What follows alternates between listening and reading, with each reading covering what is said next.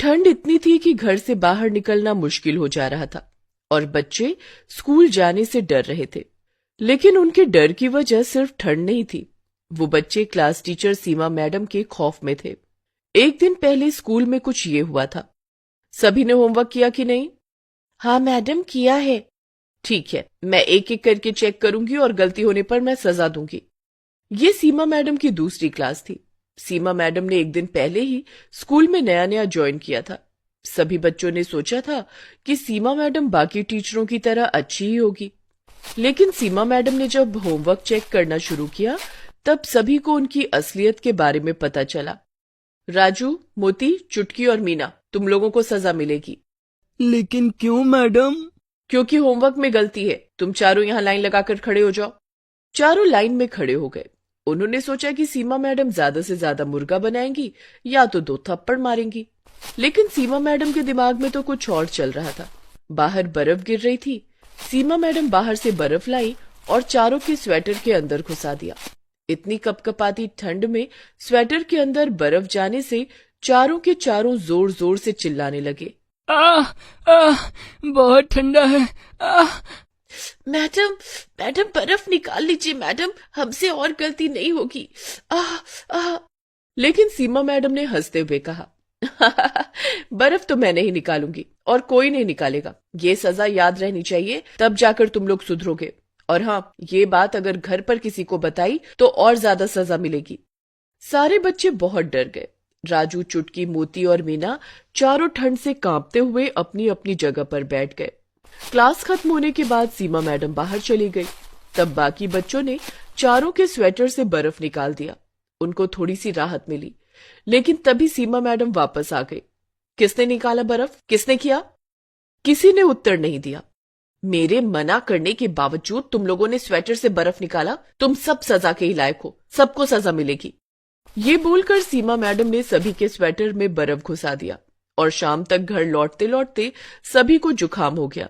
राजू की माँ सुनीता कहने लगी, क्या हो गया बेटा? सुबह तक तो तू ठीक था, अचानक से जुकाम कैसे हो गया तुझे? राजू सब कुछ सच सच बताने जा ही रहा था, लेकिन तभी उसे सीमा मैडम की बात याद आ गई। और हाँ, ये बात अगर घर पर किसी को बताई तो और ज्यादा सजा मिलेगी। ये सोचकर राजू डर गया और उसने अपनी माँ से कहा, माँ, वो बाहर बहुत ठंड है ना, ऊपर से बर्फबारी भी हो रही है, इसीलिए ठंड लग गई है। मैं कल स्कूल नहीं जाऊंगा। नहीं जाएगा? लेकिन क्यों बेटा? थोड़ा सा जुकाम ही तो है। नहीं माँ, जुकाम ठीक होने के बाद ही स्कूल जाऊंगा। नहीं बेटा, एग्जाम सर पर है, अभी स्कूल जाना ही होगा। सुनीता ने राजू की बात नहीं मानी।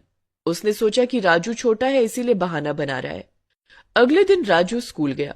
बाकी बच्चे भी स्कूल आ गए। वो सभी सीमा मैडम के खौफ में थे। आज भी सीमा मैडम आएंगी और हमसे कुछ ना कुछ करवाएंगी। मुझे तो बहुत डर लग रहा है, पता नहीं आज क्या होगा। कुछ देर बाद सीमा मैडम क्लास के अंदर आई और कहा, बच्चों, आज पढ़ाने का मूड नहीं है, आज मैं आराम करूंगी। राजू, चुटकी यहाँ आओ और मेरे पैर दबा दो। सीमा मैडम कुर्सी पर बैठ गई। राजू और चुटकी पैर दबाने लग गए। अरे अच्छे से दबाओ, ताकत नहीं है क्या? मैडम, मुझे जोर की भूख लगी है। तुम लोग टिफिन लाए हो ना? हाँ मैडम, लाए हैं। हाँ तो एक एक करके मेरे सामने टिफिन ले आओ। जिसका खाना मुझे अच्छा नहीं लगेगा उसे सजा मिलेगी। ये सुनकर डर के मारे सभी बच्चों के हाथ पैर ठंडे पड़ गए। बच्चों ने अपना अपना टिफिन लेकर लाइन बना लिया। लाइन में सबसे आगे टीना थी। उसने सीमा मैडम को टिफिन खोल कर दिया। उसमें पूरी सब्जी और गाजर का हलवा था। अरे वाह, पूरी सब्जी और गाजर का हलवा, बहुत बढ़िया, खाकर देखती हूँ। सीमा मैडम ने पूरी सब्जी और गाजर का हलवा खाया और फिर उंगलियां चाटने लग गई। बहुत स्वादिष्ट था खाना। टीना, तुम बैठ सकती हो। उफ, आज तो बाल बाल बच गई। उसके बाद मीना टिफिन लेकर आई। उसकी माँ ने पोहा बनाकर दिया था। टिफिन खोलते ही सीमा मैडम ने मुंह बना लिया। अरे छी छी छी, सारा मूड खराब कर दिया। पोहा कौन खाता है यार? पोहा क्यों लाई है? मीना डर डर कर बोलने लगी, मुझे पोहा पसंद है मैडम, इसीलिए माँ ने बना कर दिया है। पोहा कितना सूखा होता है, पोहा नदी में फेंक दो तो नदी का पानी ही सूख जाएगा। मीना मन ही मन सोचने लगी, हाय आज तो मर गई, मैडम को पोहा पसंद नहीं है। मीना, तूने मेरा मूड खराब किया है, मैं तुझे सजा दूंगी। मीना ने तुरंत रोते हुए सीमा मैडम के पैर पकड़ लिए। मुझे माफ कर दीजिए मैडम, मुझसे गलती हो गई, कल से मैं पूरी हलवा हिलाऊंगी। लेकिन सीमा मैडम को तो सजा देकर मजा आता था। उन्होंने मीना को बाहर भेजा और बाहर से एक बर्फ का बड़ा सा टुकड़ा लाने के लिए कहा। मीना ने वही किया। वो अपने हाथों से एक बड़ा सा बर्फ का टुकड़ा उठाकर अंदर ले आई। उसने सोचा यही उसकी पनिशमेंट थी, लेकिन सीमा मैडम इतनी आसानी से छोड़ने वाली थोड़ी थी। उन्होंने कहा, मीना अब अपना जूता उतार और उस बर्फ के टुकड़े पर खड़ी हो जा। क्या? मैडम प्लीज माफ कर दीजिए ना मुझसे गलती हो गई, प्लीज मैडम। लेकिन सीमा मैडम पर रोने धोने का असर नहीं होता था।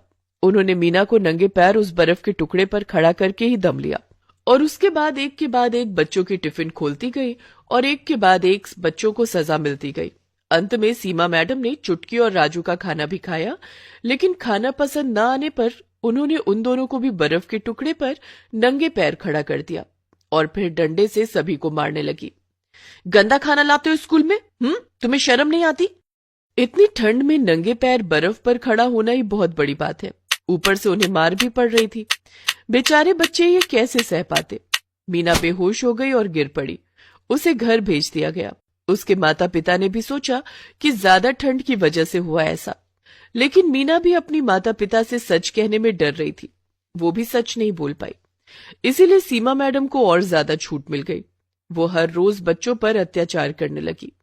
कभी वो बच्चों पर ठंडा पानी छिड़कने लगी तो कभी ठंड में क्लास का पंखा चलाने लगी। इससे सभी बच्चे परेशान हो गए। 1 महीना ऐसे ही बीत गया। स्कूल प्रिंसिपल को कुछ भी पता नहीं चला और 1 महीने से ये सब सहते सहते बच्चे परेशान हो गए। हमें कुछ करना होगा, ये सब कब तक चलता रहेगा? लेकिन हम क्या करेंगे राजू? मैडम बहुत शातिर है। हम बाहर कुछ भी बोलेंगे तो कौन हम पर यकीन करेगा? हाँ, मम्मी पापा सोचेंगे कि हम स्कूल न जाने का बहाना बना रहे हैं। हाँ, ये सही कहा, हमें दिमाग लगाना होगा। राजू घर चला गया और उसी दिन विदेश से उसके चाचा लौट आए। उन्होंने राजू को एक पेन दिया। ये क्या चाचा, आप विदेश से मेरे लिए केवल एक पेन लाए हो? ये ऐसा वैसा पेन नहीं है राजू बेटा, ये देख, इसमें कैमरा है। लिखने के साथ साथ सब कुछ इसमें रिकॉर्ड भी होगा। ये सुनते ही राजू के दिमाग की घंटी बजने लगी। अगले दिन वो पेन लेकर स्कूल चला गया और अपनी जेब में पेन को रख दिया। पेन का ऊपरी हिस्सा बाहर निकला हुआ था और उसी हिस्से में कैमरा लगा हुआ था। आज भी रोज की तरह सीमा मैडम सबको डांटने मारने लगी और अंत में वो रोज की तरह सबको सजा देने पर उतर आई। उन्होंने आज तो हद ही पार कर दिया। उन्होंने सभी बच्चों को बाहर बर्फ में निकाल दिया और बर्फ पर सुला दिया। कुछ देर बाद क्लास में लौटने के बाद सभी बच्चे खांसने छींकने लगे और 10-12 बच्चे बेहोश हो गए। प्रिंसिपल दौड़कर आए और उन्हें अस्पताल में भर्ती किया गया। सभी बच्चों के पेरेंट्स अस्पताल चले आए। लेकिन ये सब हुआ कैसे? हाँ, सभी एक साथ बीमार कैसे पड़ गए? सीमा मैडम पास ही में खड़े होकर हंस रही थी। तभी राजू ने कहा, ये सब सीमा मैडम की वजह से हुआ है। क्या? मेरी वजह से? क्या बोल रहे हो तुम राजू? मैं तुम लोगों से कितना प्यार करती हूँ। झूठ, सब कुछ झूठ, ये देखिए। राजू ने पेन निकाला और उसे फोन से कनेक्ट करके सभी को सब कुछ दिखाया। सीमा मैडम की हालत खराब हो गई।